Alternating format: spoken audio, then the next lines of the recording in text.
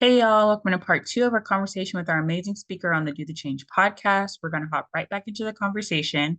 Don't forget to subscribe to our YouTube channel, Spotify page, and follow us on Instagram at Do the Change Podcast. And then also I came across Diversify Dietetics, which is a phenomenal Black and it's a phenomenal BIPOC organized, facilitated, led brand organization of RDs, other registered dietitians and nutrition professionals in the space that are dedicated to increasing the advancement and representation of other BIPOC nutrition professionals in the space. They offer many resources that are harder to find for us, including network, training opportunities, funding. So that was also extremely helpful for me, just to see more people that look like me and other people who were being intentional, like really being intentional about making sure that we were eradicating the issues of representation and then also support and visibility. So that, those have been crucial for me to stay grounded within the ongoing navigation of the field. And then also just like finding like-minded people here and there who have been like saving graces for me to like run through my thoughts, or they already had the same thoughts. And that's always really nice when you're in the same space. Like one of like my good girlfriends now, I met at Berkeley, and she, we literally went through the same journey of life. Oh, that's awesome. And it was so crazy that we like somehow connected at Berkeley, and we both also were going through like the dietetic program and trying to complete all of our requirements together. So I think that's also been a really great support system.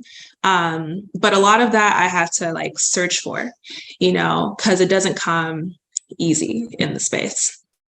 Right. And that's been helpful as I've been challenged in many ways by these systems and institutions that really do gaslight you a lot. So grateful for them. Yeah, the gaslighting is real. It's real.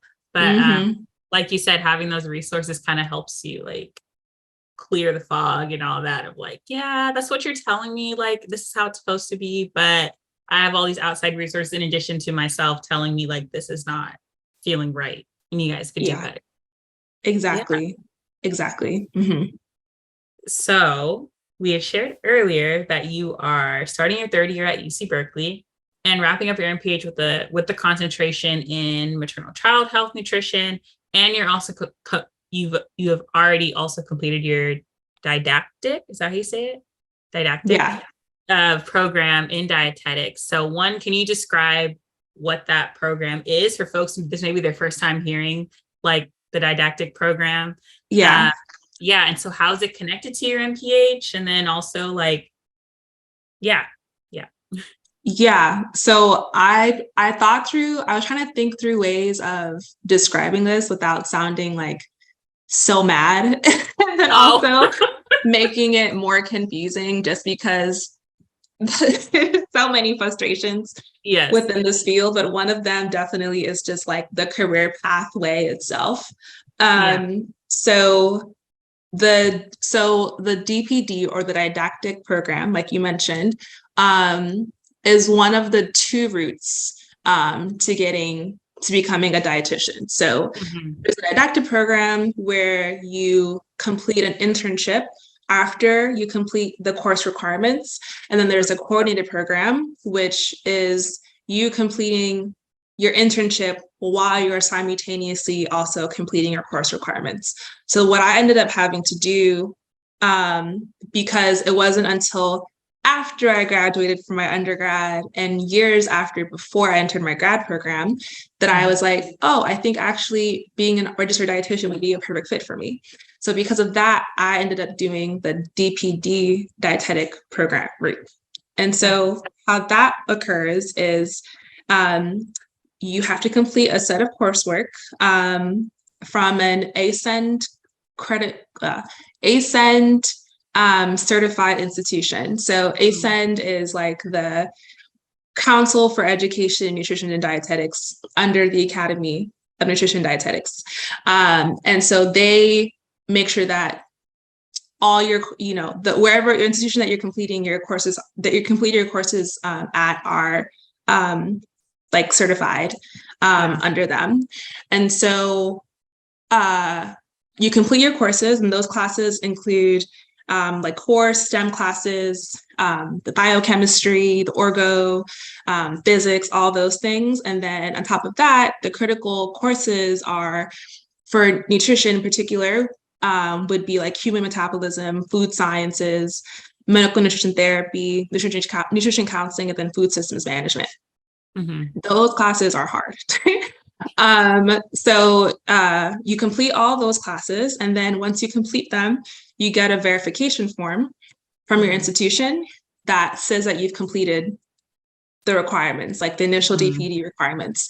And that allows you to then apply for a dietetic internship, which is another process.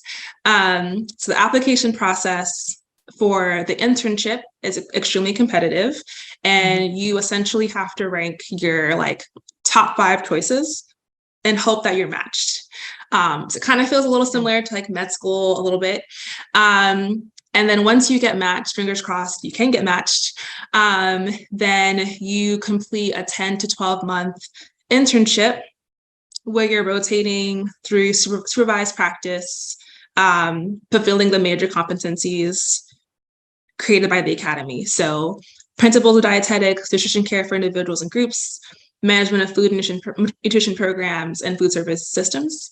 So that's about a year. Mind you, this internship is unpaid. It's unpaid, Lord have mercy. And you also have to pay for it. You also have to pay for the internship.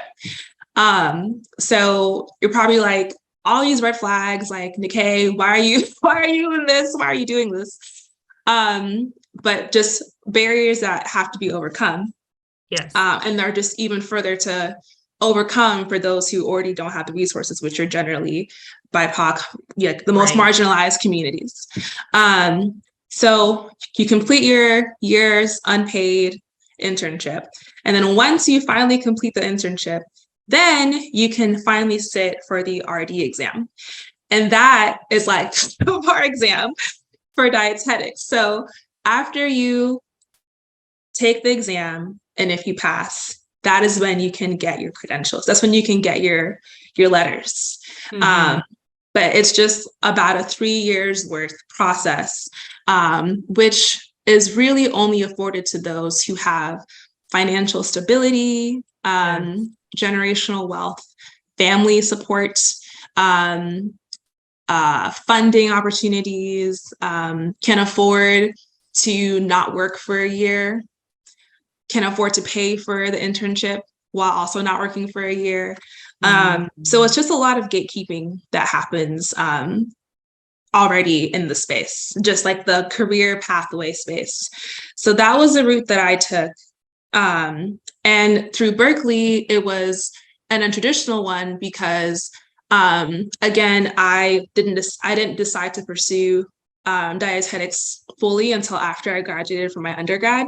And so what happened was I matriculated into the MPH program at Berkeley, into the public health nutrition program. That is not a DPD program. That's just the concentration at UC at the public health school. But they knew that I wanted to like get my dietetic credentials. I was working towards that. So the Berkeley undergrad system has a ASEN credited DPD program. So I was able to enroll in that part fully and then still be a full-time grad student, which was impossible to do because you're essentially completing 2 years worth, of DPD intense classes within, it ended up being a year for me. And so that was kind of my untraditional process. I'll leave it there. But But you did that. Like, I just have to affirm, but you did that, even though you would think maybe Berkeley can do a little bit better on that of why don't y'all just have that built into the grad program as well? That's a little to me. But for sure. But that's a little weird. But absolutely. So what I didn't include, because I don't want to like make this all about this whole problem, just to emphasize how stressful a process is, if it wasn't already clear. But actually, beginning this year, the Academy has now required all incoming dietitians to have a master's degree before they can do their internship and sit for the exam. And so for me, I was very lucky. I don't even want to say that. I was kind of lucky because I was already I'm already in an MPH master's program, and I just wanted to do my DPD through the undergrad. But this was the last year that Berkeley undergrad is offering the DPD, because now they're transitioning fully into a master's program that will be a coordinated program where you can get your master's degree, because that's required now, and then also complete your dietetics requirement. So the coursework and the internship will be built into the master's curriculum. So that is a part of one of the new and biggest initiatives that's happening in with the nutrition dietetic space. And so, yes, it will be more effective, right? Because then you'll have both things all happening at one time, but also makes it harder because a master's program is more expensive. There's less funding on top of just not having the resources to get there, and it already being very exclusionary. So pros, and then also lots of cons. Yeah. So they basically, I know. Girl, you have every right to be frustrated, because they basically just made a program that you had to create for yourself, and it just so happened to work. I would even say you were in the nutrition program at the right time. I think it's more so alignment. Yes, absolutely. Very much alignment. Very much alignment, because 1 year off could be a whole different ball game with what's going on right now. So, wow. Girl, yes, very much a wow moment. So that's, I was like, how much do I want to go into this without really giving away, but being really transparent. I think transparency is also super important.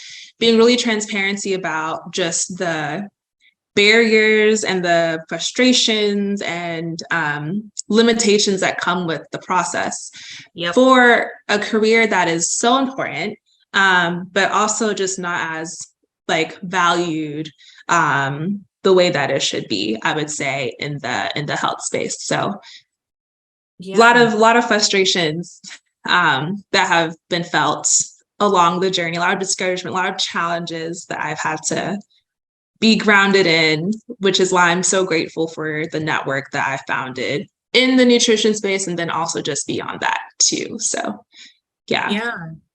and you know what? That's a perfect transition. I'm going to just transition straight into tea time with Tyra, because we already kind of talking about this stuff. So I'm just going to jump into it. And so kind of on the lines of what we're talking about, and you shared a little bit in regards to your experience and insight of where the field of nutrition particularly has fallen short. And I guess, what are some ways in which you also kind of seeing it be improved? Like, you saw Berkeley kind of improved it, but also I can't imagine the mess that it created for students in the past, including yourself, because you had to work through that as well. But what are some, and you talked about a whole bunch of barriers in regards to BIPOC students getting into this space. So I guess, how do you see that being improved? And also, are there other areas that also should be brought up and mentioned of nutrition, y'all could do a little better, and here's how?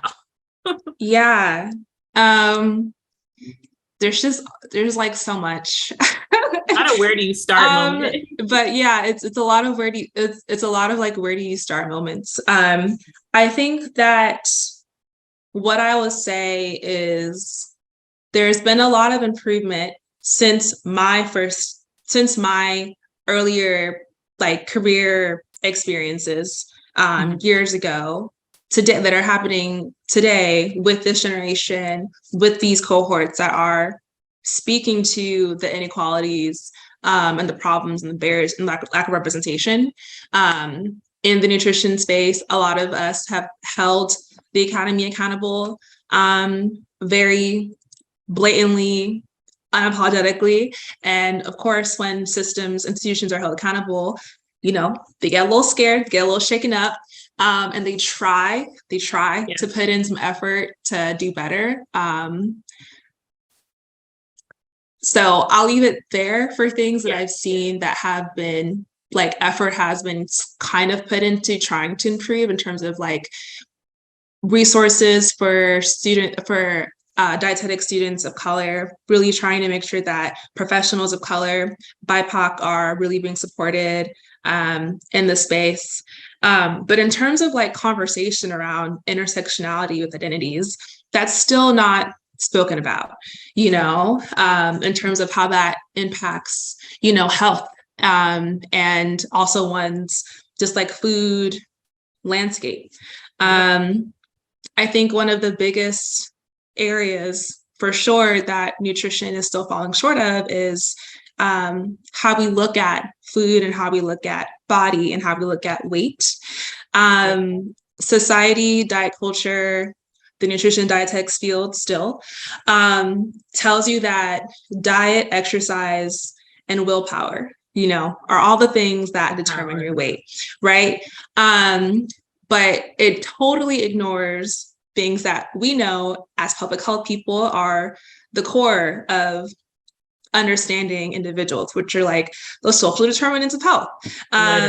What other things could you think of that influence your weight and your body and how you look and your food, like genetics, your environment, your sleep cycle, mental health, stress and trauma, financial resources, like race and ethnicity, your like what kind of microbiome do you have, your cooking skills, the times you have to cook, medical conditions.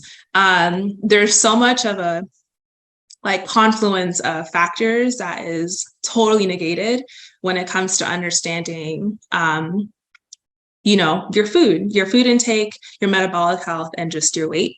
And I think that's something that the nutrition dietetics still needs to do better about communicating.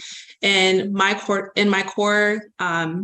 dietetic DPD classes, we aren't talking about those intersectionalities of social determinants of health. We're just talking about the superficial, outdated, white supremacist measurement tools of BMI, you know, which is a scam because it wasn't even made for anyone who wasn't a, you know, cis white male, a non-white cis het male. So that's definitely an area that I would say the nutrition field is still falling short of. And just like reducing health to only what we eat. Which is like really harmful and very shallow. And I think also, you know, when we talk about like obesity, the O word, as you like to call it, we talk about obesity and epidemic that is obesity. I think it's really turned into very much like a capitalist venture that removes accountability from the systems that are exploiting us, you know, and really perpetuating ongoing violence.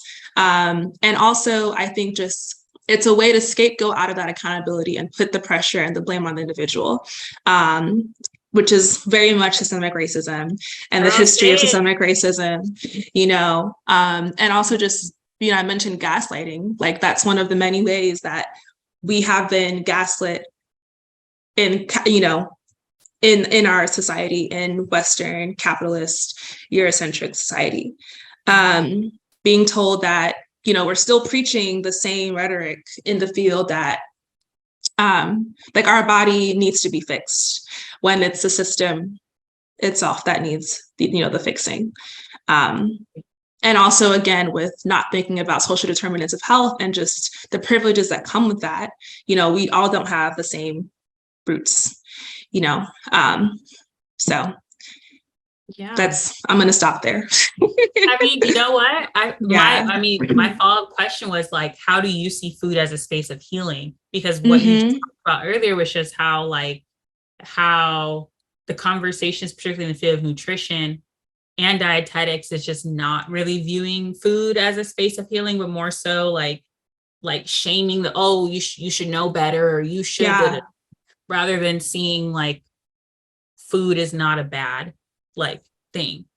Totally. And yeah, so I guess like what's your take on like food as a space of healing? And then also just to add on to that of talking about, or because this is a whole separate thing, but you've been also involved in a lot of like anti-racist like training, particularly at Berkeley, and just some of the movements and programs that are happening at Berkeley. So also if you know, or if you want to touch on any kind of anti-racist movements within the field of nutrition, or just anything kind of similar to that, in addition to the first question. But yeah, sorry, I was like, yes. Yeah. So I guess I'll say, like, first off, in regards to seeing food as healing, I want to be sure that I'm not saying like food is medicine, because it is not. And it also cannot expect it to be. I think as much as I have been, been involved in reforming how we use food as medicine systems, it's so important to understand that approach really, again, is like really failing to acknowledge the overarching system, that we are living in, which impacts our health. It's not just food that will be the key to helping to restore and heal and, address critical health issues, but really addressing the confluence of social determining health factors that exist in our system. So I'm not saying that. I'm saying that food can still be it's an avenue towards healing. And I say that because so much of how we've seen food is as something to be like restricted, something to be feared, when food is meant to be enjoyed. Like food, I always tell like my clients, food is nourishment. Doesn't have to be a diet. A lot of people have understandably very negative connotations with the word diet, just because of all the like ramifications that come in it from, again, diet culture, white supremacy, BMI, obesity, like the obesity, really fear-mongering, weight. So I think that it is super important for us to get back to unlearning how we've defined food, or how we've been conditioned to define food and understand food and interact with food through diet culture, and through Eurocentric frameworks, especially as non-white folks. It's really important for us to unlearn that and relearn that our bodies do have innate, natural, biological, and emotional cues that it gives us to take care of ourselves and nourish ourselves, and learning to honor our hunger cues and our cravings, so we have a more balanced food interaction. It's not about restriction and cutting out things, because that's also ineffective. It isn't about dieting for sure, because that's definitely ineffective. It leads to weight cycling, which is just another risk factor for hypertension, diabetes, a bunch of other chronic illnesses or metabolic illnesses. But it's really about balance and range and variability, and feeling the freedom and the liberation, trusting that from your body that you can choose the foods that you actually want to eat. And that will probably leave you more satisfied, as opposed to trying to control your food and judging it and ranking it, which will probably make you feel more out of control, because you're spending so much time trying to control, what you're eating.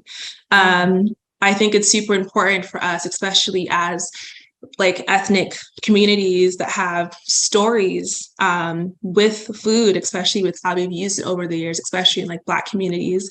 I think it's really important that we are able to relearn and reconnect with those stories. And there's a really good documentary on Netflix called High on the Hog. I don't know if you've seen it, but I think I cried. Yeah, that's another great documentary that just honors, celebrates, reframes Black geographies, Black food geographies. But part of that healing that can happen with food is just remembering that food can also be community. Like food is a love language. Food is how we connect with our ancestors. It's how we worship. And it's essential to our, our livelihoods and, how we exist. It's essential for our health, but it isn't the only part of our health that needs to be taken care of. So that's what I mean by food as healing, as a space of healing.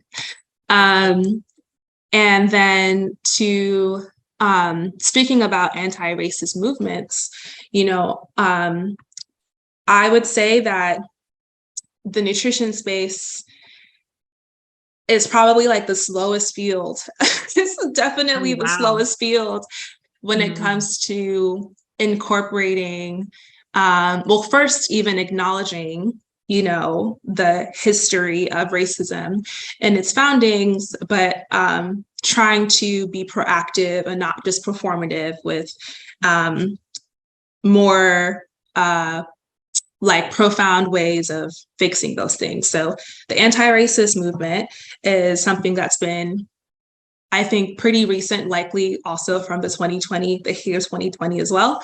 Everyone's trying to jump on board with it. But, anti-racism is not like DEI. It's not, another implicit bias training, because those things to me serve to, I think, like placate coloniality, and capitalism and white supremacy, and all those things fall short because they're still catering to whiteness and like white feelings. It's not, DEI, a lot of DEI ventures do that, though they are important, but they still mainly do that. And, simply just increasing representation and the inclusion of marginalized groups into the same spaces that have been just like recycling toxic, harmful things, is also dangerous. And so to me, anti-racism is a great way to like operationalize equity and be very intentional with how we are shifting, reforming, breaking these old systems and institutions that aren't working. They were never meant to work because they weren't made for us. They were never made to work for us. They were never made for us, to begin with. And I think that in the nutrition space, that is going to have to mean, like, as a field, reckoning with just the like foundation that was created off of white supremacist frameworks, from the beginning. So I don't even know, like, I don't even know where or how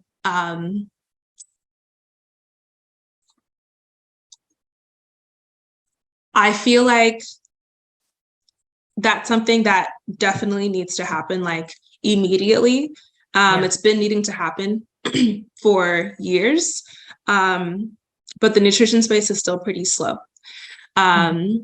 So I have been really glad to be a part of a couple of efforts at Berkeley, that are trying to be intentional with incorporating anti-racism within the nutrition space, one way through just like redesigning curriculums and how we teach them, because those practices are, not anti-racist. Right. But beyond that, I think it's just I think it's going to take a long time for the space to really be as intentional as it needs to be, because right now it's very much dragging its feet. Wow. That breaks my heart a little bit. Actually, a lot. Yeah. But I appreciate you being honest about how like it's slow and can do better, and that doing better doesn't just look like, oh, let me just do the bare minimum just to like get y'all off my case. Like it's the full 100% commitment to one, acknowledging that something is rotten to the core. Because if something is racist at its core and you don't acknowledge that, you're trying to build maybe programs that mean well on a foundation that's rotten. So it's really, it's not going to be as great as it could be. And I think acknowledging that it's rotten is like, it's broken. Yeah. And it's arguably the most important part. Like if you acknowledge like where this field went wrong in its full entirety and honesty, then you can really think about how to fix it. But if you're like, la, la, la, like we'll just whatever. Yeah. We'll just cherry pick, a little page on our website to say that we stand in solidarity with X community, but we're not going to do anything else beyond that, and that's all harmful. That's all. I feel like anti-racism is, and, all the other abolitionists, like more so-centered movements are all ways of really assuring we have full harm reduction, like within the healthcare space, public health space, medical space, like all spaces. And I just think that, like, again, like the foundation that the field was built on was one that was already flawed. And so it will take a lot more work and effort and energy on top of what has already been, spent by many of us already, and, trying to advocate for the change, to get them to like throw it all away and start from scratch with foundations that, have evidence-based. I'm not a fan of saying that, but, evidence-based, support behind them, and things that a lot of us have been, preaching and saying and suggesting, and, in those same trainings, like, we've been giving this feedback for years, but it's not really being heard, and valued. So part of my ongoing, mission in the space as well. Well, I'm so sad that we're going to have to come to a close of today's conversation. But I just want to thank you, one, for being here and for being present, and one, for walking us through just a sliver of what the nutrition field is, because I feel like most people are familiar with nutrition, like the concept of it, but I think the field is a whole nother like ball game. So I appreciate you coming here, being honest about your process into the field, where Berkeley can do a little bit better with that program, because that's still crazy to me. But before we close, I do want to end on some questions about self-care and any closing thoughts or advice you have for folks who are listening. So the first question / affirmation, because of course I had to, is that if y'all don't know, if y'all could tell from this conversation, Nikay is a very gentle, kind, and a very intentional person in spirit. And so I was just wondering if you could share a bit about your own journey with like self-care and how you've kind of implemented that into your life. Yeah. Thank you for making space to have that after a very, Jesus. Yeah. As much. Yeah. It's a whole nother thing to really, talk about and unpack, the field itself. So lots of self-caring is something I've been trying to prioritize along my journey. I think that, I mentioned at the beginning that, I really struggled with trying to balance too many things at once. And I think that a lot of what I struggled with at the end of the day was anxiety, understandably. And so a part of my ongoing like healing is unlearning perfectionism and productivity and the hustle grind culture that makes up a lot of, unfortunately, what I think we as high achieving, ambitious Black women pursue, which is phenomenal. And I think we have to be honest about how that can be detrimental to our, mental health. As a Capricorn, that can also be very hard. So over the years, I've been able to make more intentional time for self-discovery, and seeing how important creativity is for me and having creative outlets.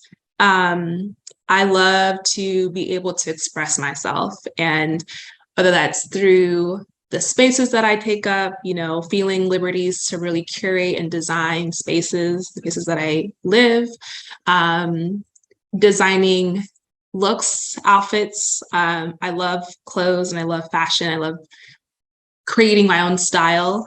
So that's something that I've recognized as another creative outlet for me to express myself. Feeling the liberty to do that as well through how I take in art. I'm a big fan of artwork and paintings. I've tried to get into, doing some painting as well, because that can be very liberating. Just like another way of, I think, using my hands to really curate, design, and make something. So I've been leaning into the imagination and the curiosity of letting my mind wander and create. So that's been really fun. And that's been a really great way for me to self-care. And then I also love community. Community is something that's super sacred to me. And so being in community with others is also very healing for my spirit. I'm a very empathic person. So having to learn ways to set boundaries at times, if necessary, and also being sure that I'm, being intentional with being in good company, having a good time, and just enjoying a good laugh. Yeah. Well, and also being outside. I would say being outside is another great way as well. Yeah, especially now the weather in the Bay is pretty nice. Yes. Right now. So you gotta so grateful before it gets cold and rainy. Oh my gosh. Girl. Try not to think about it. Yeah, we gotta just be present, like you said, just be present and enjoy. Yes. Not me thinking about the future and just no, be present. Yes. Enjoy the sun. Literally, yeah. But yeah, so I just want to thank you for being here, and thank you again for just bestowing some wisdom and light on this podcast. And yeah, I just want to tell my listeners that thank you so much for listening, and stay tuned for the next episode. Thank you. Thanks for having me. Take care. Bye. Bye.